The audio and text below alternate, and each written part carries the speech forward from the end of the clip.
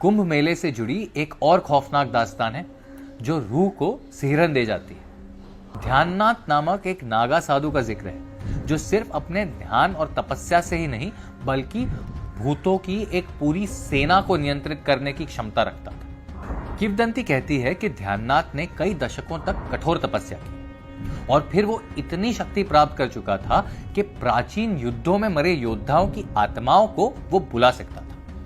एक कुंभ मेले में प्रतिद्वंदी समूहों ने उसका अपमान किया और उसकी शक्ति को चुनौती दी। ध्याननाथ ने बिना एक शब्द कहे अपने त्रिशूल को जमीन में गाड़ दिया और जाप करना शुरू कर दिया। फिर जमीन से कुछ नहीं बल्कि सैकड़ों भूतिया आकृतियां उभर कर आई, तलवारों और ढालों के साथ। प्रतिद्वंदी समूह तो भाग खड़े हुए, डर से पसीने पसीने। लेकिन क्या यह सिर्फ कहानी थी या फिर कुछ और भी था?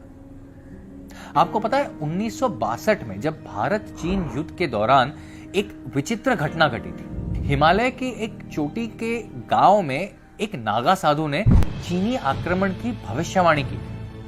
कई हफ्तों पहले उसने यह भविष्यवाणी की और फिर अचानक पहाड़ों में गायब हो गया और आज तक उसका कोई पता नहीं चला। हालांकि इस कहानी के कोई ऐतिहासिक प्रमाण नहीं है, लेकिन ये लोक कथाओं का हिस्सा बन चुकी है जो आज भी ग्रामीण इलाकों में सुनाई जाती है। तो आप क्या सोचते हैं? क्या ये सिर्फ साधु थे जो अपने ध्यान में लीन रहते थे या फिर ये थे दिव्य शक्तियों के संरक्षक, अलौकिक योद्धा जो प्रकृति के सारे नियमों को चुनौती दे सकते थे? आज तथ्यकथा के इस वीडियो में हम नागा साधुओं के रहस्यों की गहराइयों में उतरेंगे। उनके बारे में जितना सोचा है उतना नहीं, उनकी कथाएं जो हमें सिर्फ इतिहास नहीं बल्कि रहस्यों से भी भर देती। क्या ये सिर्फ साधु थे या कुछ और, कुछ ऐसे योद्धा जिनकी आस्था और शक्ति हमारी समझ से परे है?